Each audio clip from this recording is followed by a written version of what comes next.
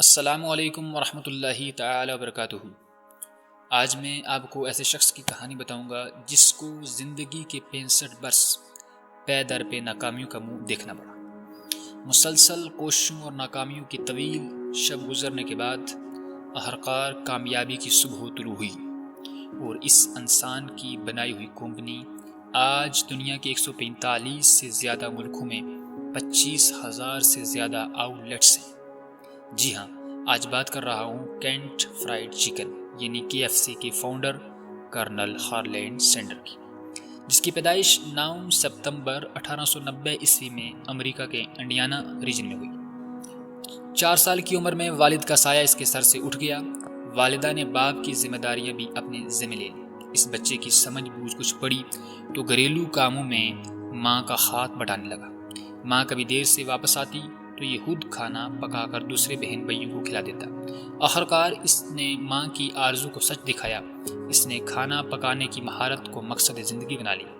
امریکی colonel ہارلینڈ sender کی کہانی کا یہ ڈراپ سین ہے۔ سینڈرز نے کینٹکی نامی چھوٹے سے گاؤں میں آنکھ کھولی۔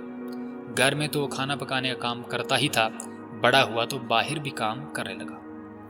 16 سال کی عمر میں اس نے اسکول چھوڑ دیا۔ 17 سال کی عمر تک اس نے 4 ملازمتیں کھو دی۔ 18 سال کی عمر میں اس نے شادی کر لی۔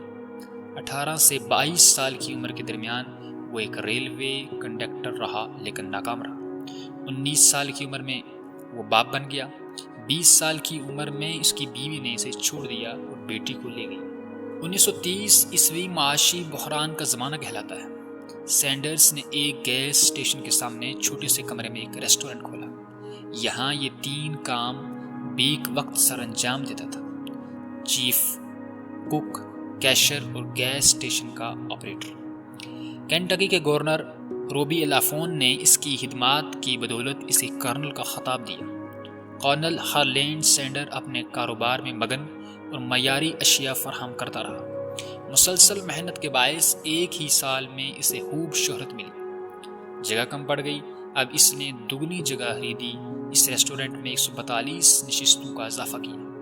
نئی تعمیر میں مسافروں کی راحت کا بطور خاص خیال رکھا۔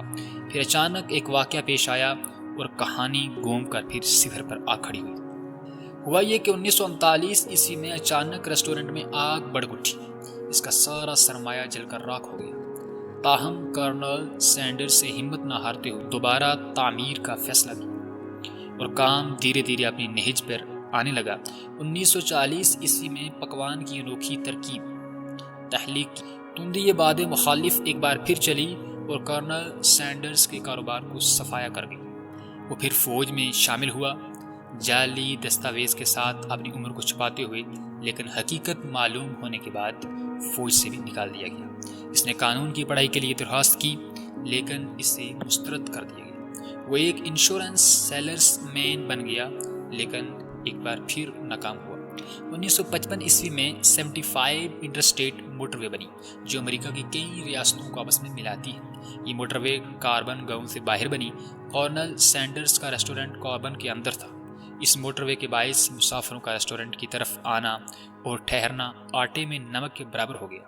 کرنل سینڈرز اپنا ریسٹورنٹ بیچنے پر مجبور ہو گیا۔ 65 سالہ کرنل سینڈرز اب مالی طور پر بالکل کنگال ہو گیا تھا۔ 65 سال کی عمر میں اس کی سگدوشی کے موقع پر حکومت کی طرف انہیں سوشل سیکیورٹی کے تحت صرف $105 کا ایک چیک ملا۔ اسے لگا حکومت اسے چیک کے ذریعے سے ایک نااہل انسان ثابت کرنا چاہتی ہے۔ اس نے خودکشی کرنے کا فیصلہ کیا کیونکہ وہ اتنی بار ناکام ہوا تھا کہ اب وہ مزید زندگی گزارنے کے قابل نہیں تھا۔ وہ اپنی وصیت لکھنے ایک درخت کے نیچے بیٹھ گیا، لیکن وصیت لکھنے کے بجائے اس نے یہ لکھا کہ زندگی میں اس نے کس کام میں مہارت حاصل کی۔ اس نے لکھا کہ وہ صرف ایک کام دوسروں کے مقابلے میں بہتر کر سکتا ہے اور وہ ہے کھانا پکانا۔ پینشن میں ملی اس $105 کی رقم سے تو ان کی شہرت اور اقتصادی خوشحالی کی ایک نئی عبارت لکھی جانے والی تھی۔ کچھ دنوں تک اس پر سختہ طاری رہا لیکن اپنے مقصد کے ساتھ مخلص اور واضح ویژن رکھنے کی وجہ سے اسے اس کیفیت سے جان چھڑانے میں دیر نہ لگی۔ کرنل ڈٹا رہا اس پر یہ دن سوار ہو گئی کہ وہ کس طرح کینٹ فرائیڈ چکن یعنی KFC کو منظر عام پر لے آئے۔ اس کے لیے اسے پارٹنر کی ضرورت تھی۔ وہ 1000 سے زائد لوگوں سے ملا۔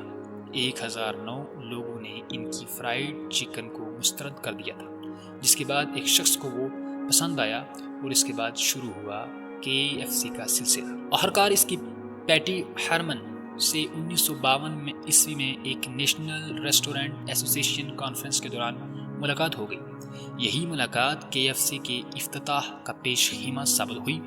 پیٹی ہرمن نے سرمایہ کاری کی اور کونل نے پکوان بنانے شروع کی۔ KFC دن دگنی رات چگنی ترقی کرنے لگا۔ 1 سال کے اندر مزید جگہ لینی پڑی اور سالانہ حجم $1,35,000 سے بڑھ کر $4,50,000 ہو گئے۔ 1955 عیسوی میں کونل سینڈرز نے اس کاروبار کو ایک قانونی ادارے کی شکل دی، ملک بھر میں اس کی فرنچائز بنائی۔ 1960 عیسوی کی ابتدا ہی میں 600 فرنچائز امریکہ اور کینیڈا میں تھی، جہاں لذیذ اور پر لطف چکن فروخت کی جاتی۔ 1964 عیسوی کو 75 سال کی عمر میں کونل سینڈرز نے اسے امریکی کمپنی کو $2 ملین میں بیچ دیا، لیکن پھر بھی کونل سینڈرز کمپنی کے لیے عوامی ترجمان تھا۔ یاد رکھیں 65 سال کی عمر میں وہ خودکشی کے لیے تیار تھا، لیکن 88 سال کی عمر میں وہ یعنی Colonel Sanders Kentucky fried chicken KFC سلطنت کا بانی اور ایک ارب پتی بزنس مین تھا۔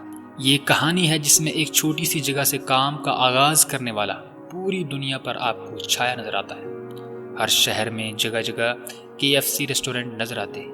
اس کے بانی کونل سینڈرز نے ناممکن کا لفظ اپنی ڈکشنری سے خارج کر دیا تھا۔ نیور ایور کو اس نے کبھی اہمیت نہیں دی۔